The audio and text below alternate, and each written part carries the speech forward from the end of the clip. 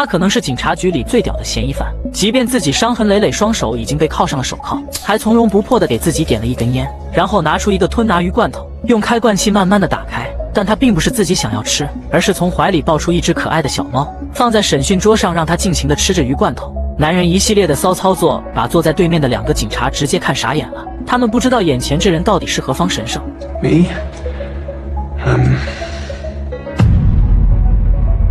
在1周前，他还是一个和大部分男人一样的中年人，每天一成不变的上班，做着无聊的统计工作，下班回家睡觉，像机器一样麻木地重复着枯燥的生活。更可悲的是，他每天回到家，儿子连个招呼也不打，忽视他的存在。而妻子虽然和他还在同一张床上睡觉，但是2个人的中间却用厚厚的枕头当起了城墙。夫妻2个已经好久没亲热过了。无处发泄的他，只能每天早上晨练的时候，对着妻子的漂亮广告图片做着吊单杠。这个可悲的中年男人就这样一成不变地过了1个星期。这天晚上，满心郁闷的他晚上睡不着，于是起身看看孩子们睡得怎么样。小女儿睡得很香，可当他打开大儿子房间后，却发现儿子紧张地睁大着眼睛看向他，示意屋子外面有动静。这个叫哈奇的男人赶紧静悄悄地下楼检查楼下的情况。刚来到客厅，就发现家里的大门被人撬开了，2个蒙面黑衣人闯进了家里。哈奇不动声色地拿起一根高尔夫球杆，然后准备拿起电话叫警察，可刚按下一个号码就被2个歹徒发现了。其中一个人用枪对准了哈奇，威胁他把钱都交出来。哈奇无意和他们发生争执，毕竟楼上还睡着他一大家子人。他本来想随便用点零钱打发走这2个偷东西的贼，可对方觉得钱太少，想要过来摘他的手表。而哈奇一眼看到了对方手腕处特殊的纹身图案。就在对方抢了手表还想要他的结婚戒指之时，一个人突然猛地冲过来，扑倒一名蒙面人，竟然是哈奇的大儿子。持枪的女匪徒一下子慌了神，拿着枪对着地上纠缠的2人大声喊叫。哈奇眼看情况不好，操起球杆就准备狠狠砸向女匪徒，可球杆却在半空中停住了，他最终没有下得去手。不仅如此，他还叫地上死死困住匪徒的儿子松手。儿子不敢相信自己的父亲说的话，但他还是松开了匪徒，结果被对方狠狠揍了一拳。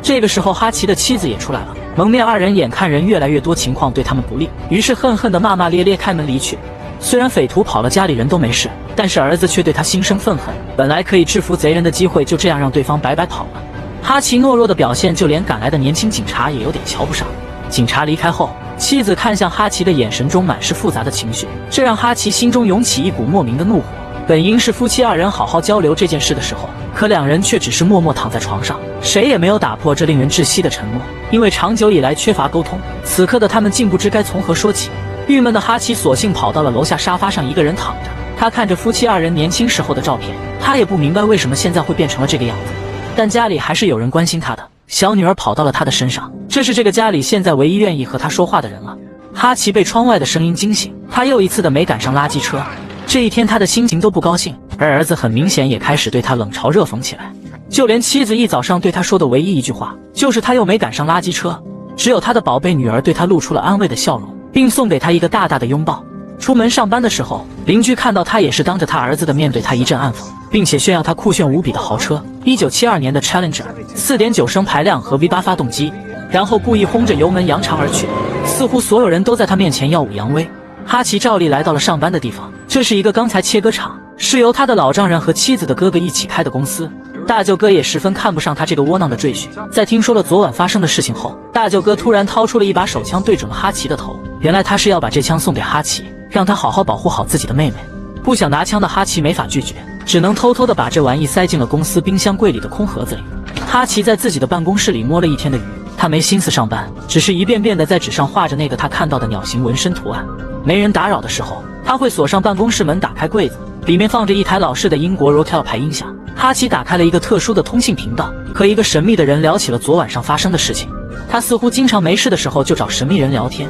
他们无话不谈，而哈奇也告诉了对方他昨晚上球杆没有打下去的真正原因。原来他一眼就看出了那把老式.38左轮手枪已经很久没被使用，而且最重要的是他一眼就看出枪里根本就没放子弹，所以从那一刻他就知道这2个人并没有多大的威胁。找人聊过之后，哈奇似乎好了很多，他决定去看望一下住在养老院的父亲，顺便和父亲一起吃个午饭。但父亲一眼就看出哈奇有心事，这老头似乎也并不一般。哈奇最终还是回了家，看着玻璃窗里的3个人，哈奇叹了一口气，再怎么说这也是他的家人，再苦闷的生活还是要继续。儿子还是照样对他爱理不理，哈奇已经习惯了，但是突然小女儿说的话却像是一把剪刀，把他最后强忍的神经剪断了。原来小女儿放在盆子里的手串不见了，而这个盆子就是昨天晚上那2个匪徒抢过钱的盆子。什么东西都可以抢走，但唯独他最心爱的宝贝女儿的东西绝不能被抢走。哈奇脸色铁青的转身就出了家门。这一刻，他决定不再忍，他再次回到了养老院里父亲的房间，换上了外套，拿上了他父亲20多年前的 FBI 探员证件，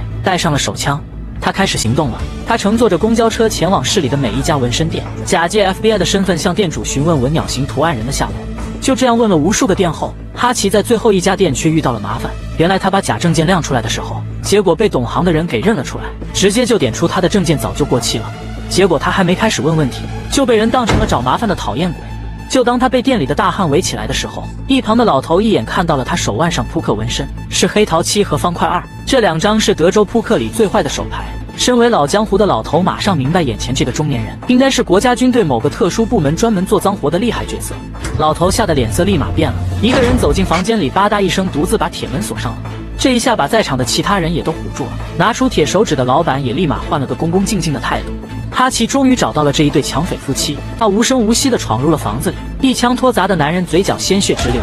哈奇要回了自己的手表，可他在要女儿的手链的时候，对方根本不知道他在说什么。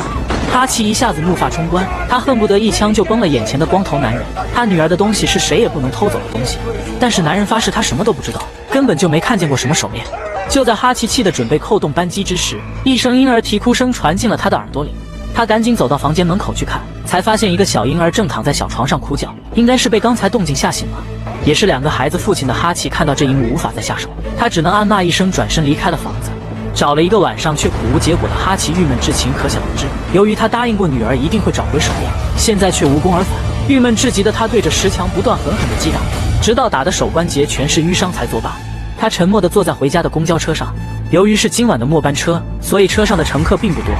而就在这时，一辆悍马吉普车歪歪扭扭地冲到了公交车旁边，由于躲闪不及，一头撞向路边的障碍物，公交车也被震得停了下来。从悍马车上跌跌撞撞下来了5个喝得醉醺醺的混混。小混混们上了车，他们赶走了另一个男乘客，却围住了车上仅有的年轻女孩。哈奇这个时候笑了，因为他知道他这段时间所有的苦闷终于有地方可以发泄了。他从小混混们中间走过，这些人以为他是急着要下车，却没想到哈奇把女司机赶下了车，然后一把关上了车门。小混混们这个时候才发现情况有些不对，眼前的中年男人似乎有点问题。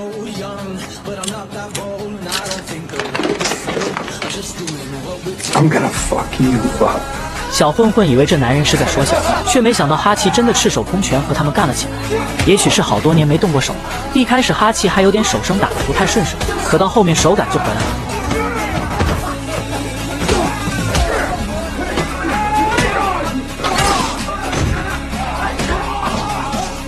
虽然他自己也被揍得鼻青脸肿，腰上还被插了一把刀，但是像他这种人主打的就是一个扛打扛揍，伤敌1000自损800。哈奇被人一把撞碎玻璃扔出了车外，几个小混混们以为解决了战斗，可没想到哈奇精神抖擞，战意满满的又回到了车上。虽然他自己已经口吐鲜血，但是仍然挡不住他想干翻眼前这群人的念头。于是第2场战斗又开始了，这一次哈奇变得更猛更暴力，一把小匕首专往对方身上的要害猛插。一个小黄毛眼看就要全军覆没，赶紧跑到车头捡起哈奇丢到地上的手枪，他想往枪里装子弹，可哈奇怎么会让他这么做？他转身拔出一根钢管，对着黄毛使劲击打，最后一下砸碎了黄毛的喉骨，眼看黄毛马上就要咽气。这个时候的哈奇突然善心大发，他捡起地上的吸管，用小刀割破了黄毛的喉咙，然后给他插上了吸管，让他稍微能活得久一点。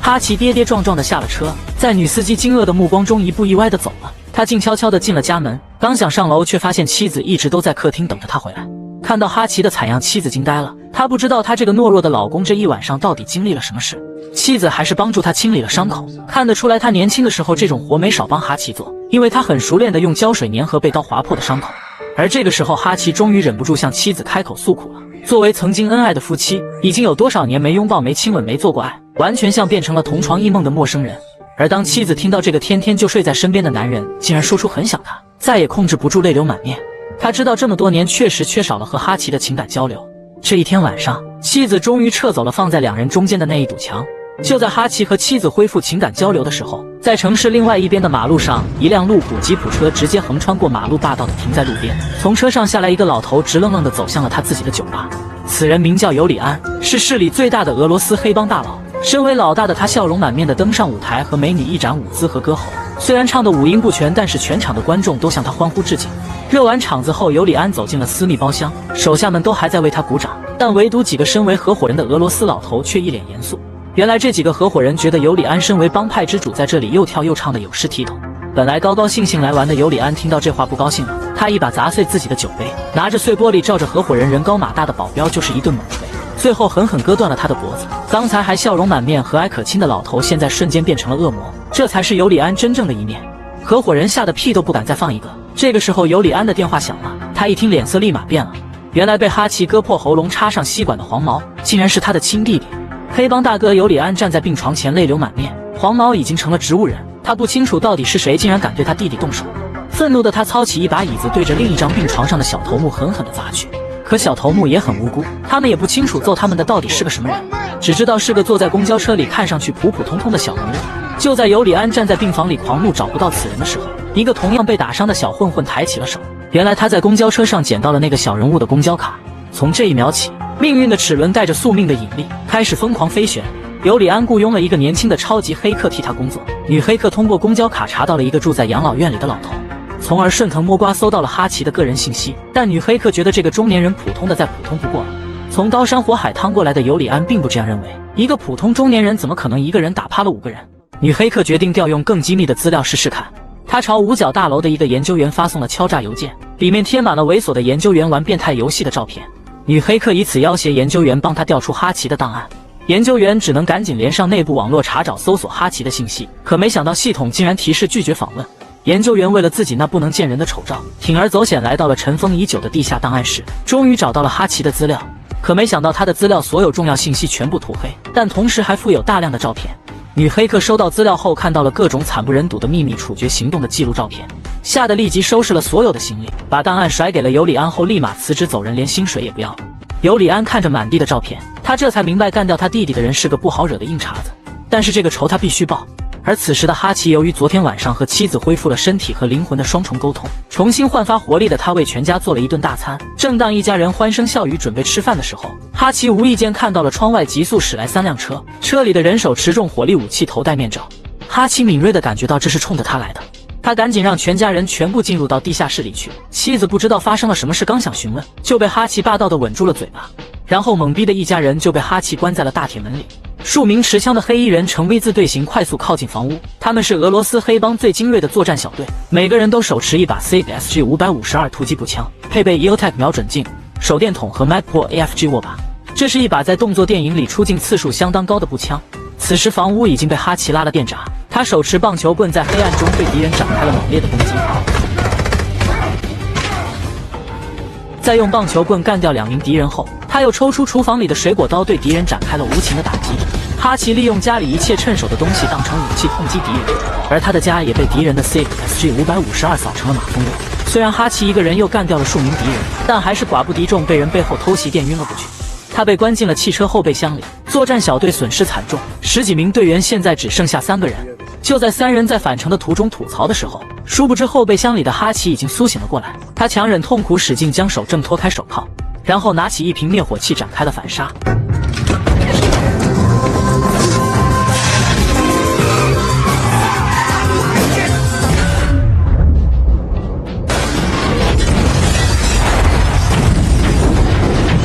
哈奇跌跌撞撞地从车里爬了出来，他没什么大问题，反而车里的3个打手已经都死得差不多了，就剩下一个小黑还在苟延残喘。小黑不知道眼前这个狠人到底是个什么来头，于是哈奇生平第一次向一个陌生人介绍了自己真实的身份。原来他以前是中央情报局的秘密杀手，代号叫审计员，他是专门解决那些无法逮捕但必须消失的人。哈奇本来想把自己的秘密故事好好找个人倾诉一下，但一低头发现小黑早已经嗝屁了。他赶紧跑回家，给自己的老爹打了一个电话，通知他要他小心，很可能会有人找上门来。可没想到他老爹听到这个消息竟然露出了笑容，似乎巴不得有人来找他的麻烦。而2个小混混这个时候已经来到了养老院，2个人悄悄打开了房间门，发现老头此时正在熟睡中，2个人正准备趁机干掉他，老头却突然睁开了眼睛，他面无表情，从容不迫的一枪一个，坐着就把2名壮汉给解决掉了。老头果然也是一个狠角色。哈奇回到家，打开灯光，发现家里满目疮痍，到处都是横七竖八的尸体，这要给老婆孩子们看到了，那还不把他们给吓死？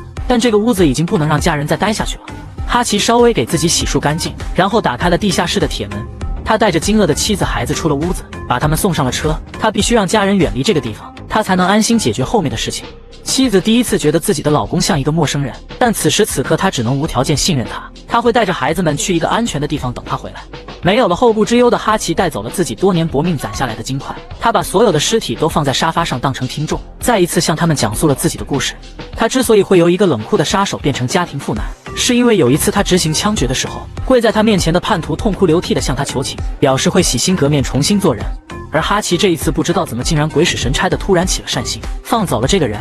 1年之后，他再一次找到这个人，发现这个叛徒竟然真的换了个人似的，娶妻生子，一家人其乐融融。站在窗外的哈奇第一次觉得这样的生活真好，他突然就不想再回去了。他也想做个普通人，成家立业，过上这样幸福的日子。所以他毅然决然地离开了中情局，变成了一个普普通通的人。倾吐完自己的秘密后，哈奇舒坦了很多，他烧掉了自己的房子。在准备开车离开之时，他突然想到了邻居的那辆酷炫的 Challenger， 反正也不会再回来了，他索性试试这车开起来到底有多爽。哈奇把一大堆的金块倒在大舅哥面前，买下了这座工厂。大舅哥没想到自己一直瞧不起的妹夫竟然会有这么多钱，不相信的他还想再继续装下逼，结果被哈奇一拳给揍服气了。而哈奇买下工厂并不是为了当成避难所，而是把它打造成了战场。他利用手头上现成的各种材料制作了各种致命的陷阱和武器，就等着敌人上门。解决了此事后，哈奇又马不停蹄地找到了自己在市里的神秘朋友，通过朋友神通的地下渠道得知了对手尤里安的信息。原来尤里安是最凶残的俄罗斯黑帮大佬，他除了常规黑帮都做的毒品生意之外，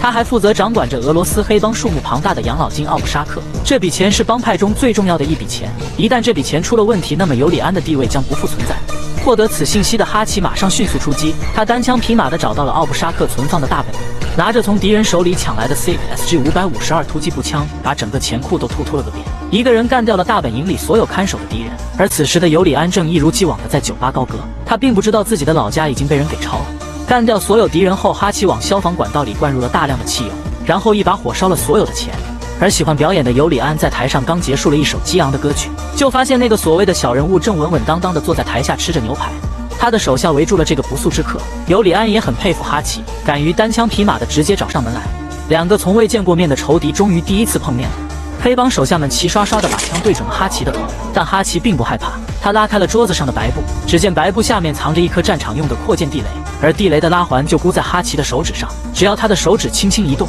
这个大厅里的所有人都要完蛋。这就是哈奇敢一个人来的底气。这一下尤里安不敢轻举妄动了，他让所有人离开，他自己留下来单独和哈奇好好聊一聊。他果然还是有大佬的做派，但哈奇并不是来讲和的，反而是来故意挑衅的，因为他知道像尤里安这样的人是不可能忍气吞声放过他和他的家人的，所以他从怀里掏出了一叠烧焦的钞票丢在桌子上。尤里安一眼就认出这是奥布沙克的钱，本来还故作镇静的他此刻再也忍不住了，气得破口大骂。而这正是哈奇要的效果，他拿着扩建地雷转身离开了酒吧，大摇大摆穿过怒视的打手们回到了自己的挑战者车上，然后他在等。果然没过多久，怒火中烧的尤里安就冲出了酒吧。哈奇知道他上钩了，于是启动挑战者，故意轰鸣着从尤里安面前经过，赤裸裸地挑衅他。他的挑战者就像一块肉一样，勾引着无数的黑帮车辆在后紧追。哈奇把这群俄罗斯人一路引到了他的工厂，他刚下车就被追上来的尤里安一枪打中了肩膀。尤里安疯狂的射击，恨不得就把哈奇射死在工厂门口。就在这紧急关头，工厂2楼的窗户被敲碎了，一个老黑端着一把雷明顿700狙击步枪，精准的射杀敌人，掩护哈奇。原来他是哈奇老爹的养子，哈奇的大哥哈里，也是每天在办公室里和他用频道聊天的神秘人。而老爹这个时候也破门而出，看来这场最后的 party 手痒的老爹也必须要参与一点。哈奇被掩护进入了工厂里，他没想到老爹竟然兴奋地露出久违的笑容，看来多年没打仗的他着实想着这一口。一场决战正式开打，俄罗斯黑帮的人从外面蜂拥而入，哈奇带着老爹边打边撤退，顺便启动了他早就准备好的机关。而2楼的大哥哈里也端着他的长枪射杀敌人。大哥这一把长狙已经操练得炉火纯青，不光是可以远距离杀敌，还可以当成烧火棍近距离干扰。更绝的是他一枪就爆了3个人的头，即便是最溜的电竞高手也秀不出来这种效果。而他们的老爹也宝刀未老，端着一把莫斯伯格5杆霰弹枪痛击敌人，一枪一个玩得十分开心。而哈奇则利用自己的早就准备好的各种小机关以一打十。他被人追着打，躲到了电冰箱的后面，突然想起这里面还藏着一把枪，直接拿出来排上了用场。父子3人联手没过多久就解决掉了所有的打手，而3个人背靠背一起杀敌，让他们仿佛回到了过去美好的回忆。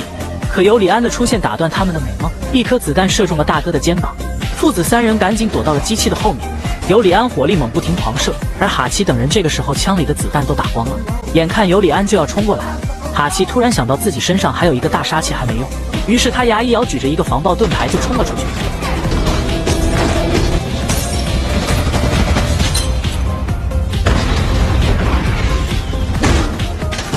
两个人同时都被震飞了出去，不过最后哈奇站了起来，而尤里安则已经是被炸得血肉烂红。这一次父子三人玩了票大的，还玩得不赖，几个人都很尽兴。但哈奇没有久留自己的老爹和大哥，因为警察马上就要来了，他还要应付警察。送走二人后，哈奇给自己的以前的领导打了个电话，在讲话的时候，他突然听到了猫的叫声，果不其然，在一个管道里发现了一只可爱的小猫。接着就出现了电影开头的这一幕，警察看着这个什么话都不说的无名之辈也无可奈何。就在这时，男警察突然电话响了，他接到了上头的电话，让他立马放人。这一下两个警察真的傻了。哈奇一家子重新换了一个地方居住，整个房子非常不错，但是夫妻二人还是特意问了中介一个问题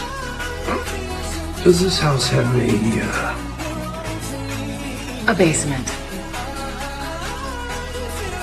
而哈奇的老爹和大哥开着房车到处旅游，如果你碰上他们，千万要客客气气，因为他俩带的行李会吓你一大跳。